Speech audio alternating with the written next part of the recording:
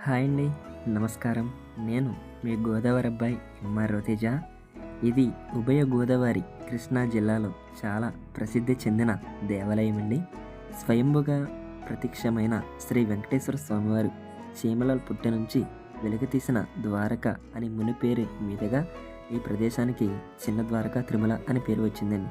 చిన్న తిరుపతిగా ప్రసిద్ధి చెందిన అంతేకాకుండా విష్ణు అవతారముగా భావించే శ్రీ వెంకటేశ్వర స్వామికి అంకితం చేయబడిందండి. ఇది పూర్తి సౌకర్యాలతో కూడిన దివ్య పుణ్యక్షేత్రం అండి.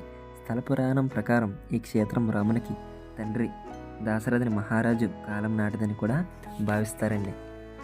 శాస్త్రం ప్రకారం ఉత్తర భారత నదులైన గంగా, యమున నదుల పుట్టుక వరకు వెళ్ళినప్పుడు అవి మరింత పవిత్రమైనవిగా పరిగణించబడతాయి.